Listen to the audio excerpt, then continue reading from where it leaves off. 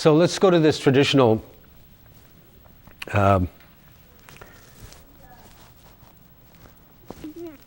practices of traditional. I think one of the most important things to realize is that the traditional medicine, one is that there's been an enormous break from the traditional medicines that really probably can be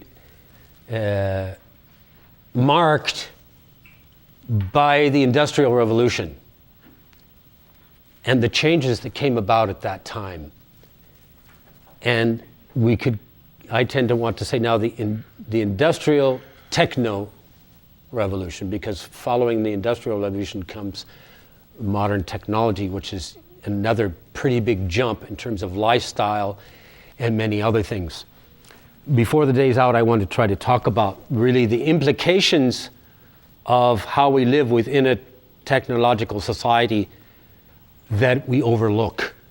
The implications that has for the nervous system, the implications that has for our sense of being. The reason I bring that up in terms of traditional medicine is that the traditional models of medicine were earth-based and earth-connected in their principles and in their model worldview. So we have what's called Islamic medicine that really was, there was no Islamic medicine. The only Islamic medicine that existed at the time of the Prophet Muhammad, peace be upon him, was the medicine of his presence and his being and his customs and traditions that established themselves, but that had an enormous influence on the health of the people around them.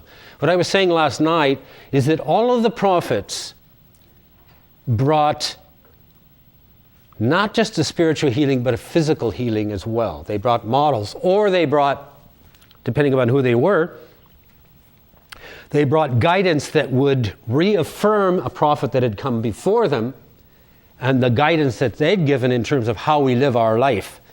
And the model and the manner in which we live our life being the means by which we achieve physical health as well as emotional, spiritual, social, and political health. Wholeness, harmony. So the Prophet Muhammad, by his very presence, inspired people. He inspired people. Last night I was pointing out to someone, we were talking about touch, and one man came to the Prophet Muhammad, or he said, the Prophet Muhammad, peace be upon him, he said to one man, he said, go to such and such a country and take the teachings of Islam with you and spread it to the people there. And he said, can I do that? I don't have the capabilities of doing that. And he, sallallahu alaihi wasallam, peace be upon him, he went to the man and he put his hand on his heart like this. Excuse me. He did this and he said, can you not do this? And the man said, yes, I can do this. And they say, well, not only it was because of the touch that gave him the sense of, right, yes, I'm here with this man who's touched personally. That's beautiful, isn't it? It's very beautiful. Not only can I do, but some people say actually that he transmitted by his touch the ability to do that. So he inspired people around him. And this is not a little thing. This is a very big thing. So let me stay with, I want to jump to all these other topics about inspiration and how important that is.